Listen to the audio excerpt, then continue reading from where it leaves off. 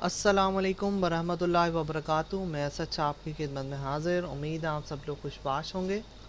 आज की इस वीडियो में जो है मैं डिस्कस करने वाला हूँ मोर्टगेज के बारे में, वो भी बैड क्रेडिट के साथ। सबसे पहले तो आपको इस वीडियो में मैं ये एक्सप्लेन करूँगा कि गुड क्रेडिट और बैड क्रेडिट क्या होता है अकॉर्डिंग टू यूएस स्टेट्स। अब कुछ जो है मेरे सब्सक्राइबर्स में से वो यूएस में हैं ज़्यादातर, तो उनमें से क्वेश्चन ये है कि सर हमें इसके बारे में थोड़ा गाइड करें। तो मैं आपको एक चीज़ बता देता हूँ, good credit versus bad credit.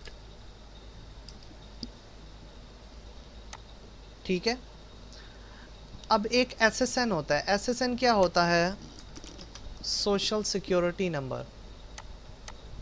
मैं यहाँ लिख देता हूँ एसएसएन। ठीक है, सोशल सिक्योरिटी नंबर होता है ये। जैसे कि मैं पाकिस्तान में हूँ तो मेरा आईडी कार्ड नंबर होगा। ठीक है, आइडेंटिफिकेशन नंबर। तो इस तरह एसएसएन यूज़ होता है बाहर के मुल्क में, सोशल सिक्योरिटी नंबर आइडेंटिफाई करने के लिए। ठीक है, आइडेंटिफिकेशन के लिए। तो अब जिस बंदे के पास, देखिए जो हमारी एशियन कंट्रीज़ हैं, इसमें जो पासपोर्ट यूज़ होता है, इसमें जो आईडी कार्ड यूज़ होता है, उसमें अब जो है हाल में चिप चलना शुरू हुई है, लेकिन इसमें कोई भी स्कोर बेस नहीं होता। ठीक है, हमारे यहाँ पर प्रॉपर्टीज़ दी जाती हैं, प्रॉपर्टीज़ प्लस लोन्स। ठीक है, ये हमारे यहाँ पर दिए जाते हैं किस बेस के ऊपर? ये हमारे यहाँ पे दिए जाते हैं हमारी जो जायदाद है, हमारे पास जो सोर्सेज हैं, ठीक है, ओवरऑल सोर्सेज पर। ठीक है, जो हमारे पास सोर्सेज हैं वो पूछते हैं हमारे पास सोर्सेज में क्या क्या होगी। कोई भी जगह प्रॉपर्टी आ जाती है, अगर हमारे नाम पे पहले कोई प्रॉपर्टी है तो क्या होगा, वो यहाँ पर आ जाएगी। इसके अंदर हमारे पास पैसे हैं, ठीक है, जिसे हम कह सकते हैं बैंक बैलेंस। वो पैसे जो हमने बैंक में सेविंग अकाउंट में रखे हैं, ठीक है, उसकी भी कोई लिमिट होगी।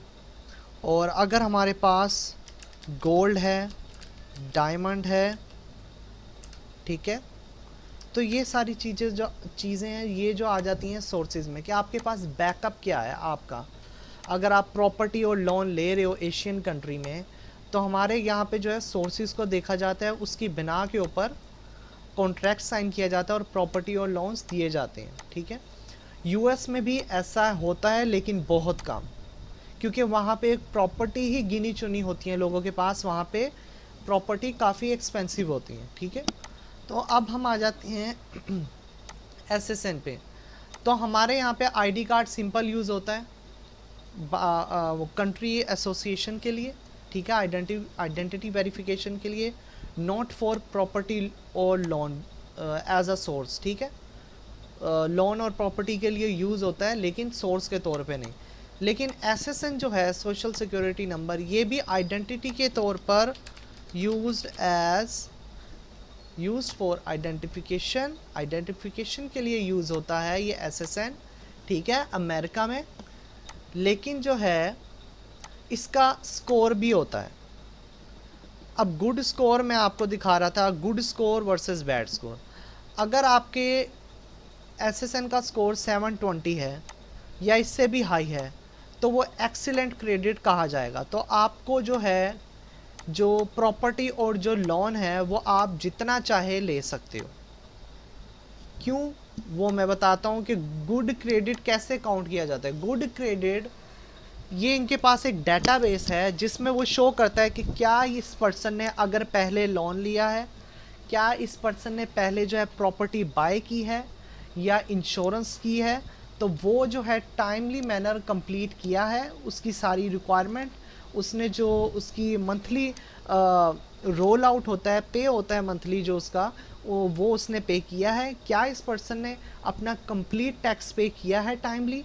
तो अगर ऐसी हर चीज़ मैच करती है तो फिर उसका स्कोर जो है वो आहिस्ता आहिस्ता गेन होता रहता है, और जब वो 720 से प्लस चला जाता है, 800 850 स्कोर भी देखा है मैंने कुछ लोगों का, तो वो बहुत लेवल यानी कि एक्सीलेंट क्रेडिट स्कोर में आ जाता है।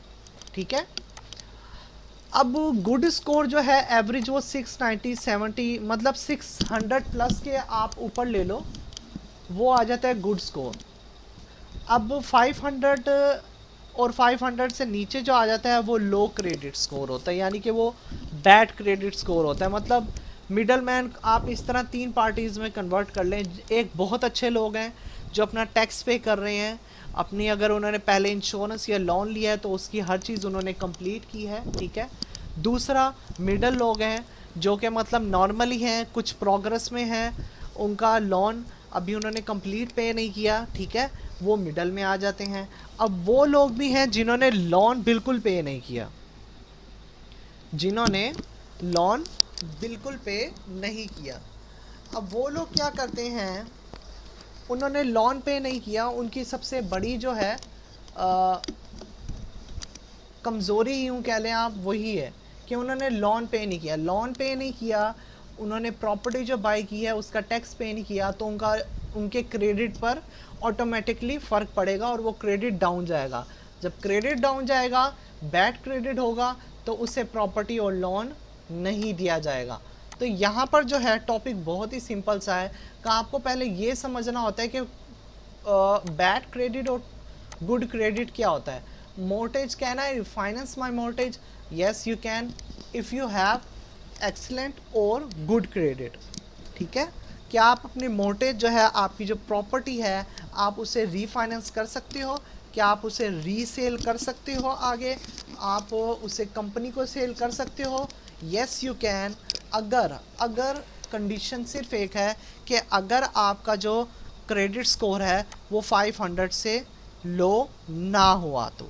ठीक है, यहाँ पे मैंने जो आपको पहले एक्सप्लेन किया है वही यहाँ पर इसने दोबारा बता दिया है। FHA lenders offers refinance loans with scores as low as 500, यानी कि 500 पे जो है कुछ कंपनीज दे रही हैं, लेकिन 500 से कम स्कोर वालों को कुछ भी प्रोवाइड नहीं किया जाता। ठीक है, तो ये एक बहुत ही सिंपल सी बात थी, एक सिंपल सा जो है टॉपिक था कि आप मतलब कैसे जो है लोन ले सकते हो बैड क्रेडिट के साथ। तो सॉरी, बैड क्रेडिट के साथ आप नहीं ले सकते। ये है कि कुछ कंपनीज़ हैं जो आपको 500 प्लस, जैसे कि ये है 500 है, 500 से ऊपर जितना है आपका लो क्रेडिट है तो उसके ऊपर भी आपको लोन दिया जा सकता है, लेकिन उनकी रिक्वायरमेंट एक्सीलेंट और गुड क्रेडिट के जो नज़दीक हैं वो बिल्कुल चेंज होगी। ठीक है, your credit might be considered bad because of a recent foreclosure और बैंकक्रप्टरी। मैंने आपको बताया था बैंकक्रप्ट होगा, या उसने टैक्स पे नहीं किया होगा, या उसने पहले लोन लिया होगा, या उसकी जो प्रॉपर्टी होगी उसका टैक्स नहीं पे किया, या उसने रीसेल की कोशिश किया, तो वो भी उसकी डील कंप्लीट नहीं रही गवर्नमेंट से। ठीक है, तो कुछ ना कुछ अधूरा रहेगा जिसकी वजह से उसका क्रेडिट बैड कंसिडर किया जाएगा। ठीक है, तो ये बहुत ही बेसिक सी चीज़ें हैं जिसका जो है आप लोगों को इन्फॉर्मेशन होनी चाहिए कि अगर आप फ्रीलांसर हैं और अगर आप अपवर्क पे virtual assistant as a work करते हैं तो आपको इन चीज़ों के बारे में इन्फॉर्मेशन होनी चाहिए, क्योंकि यही चीज़ें बेस करती हैं कंपनी ओनर्स पे, कंपनी इंफॉर्मेशन पे, और इसी के बेस पर जो है आप कंपनी ओनर का भी पता लगा सकते हैं, और अपने पब्लिक डेटाबेस में भी आप देख सकते हैं कि क्या ये जो पर्सन है अगर इसके पास इसकी प्रॉपर्टी जो है, इसके जो एसेट्स हैं ओवरऑल वो इस काबिल हैं कि इसका जो ये गुड क्रेडिट में आता है या एक्सीलेंट क्रेडिट में या बैड क्रेडिट में, तो उसके हिसाब से ये जो है सारा प्रोसीजर मूव करता है। तो उम्मीद है आपको समझ आ गई होगी। अगर फिर भी आपको कुछ कन्फ्यूज़न है तो आप मुझे कमेंट सेक्शन में बता सकते हैं, मैं जल्द से जल्द आपको जवाब देने की कोशिश करूँगा। दुआ में याद रखिएगा। अल्लाह हाफिज़।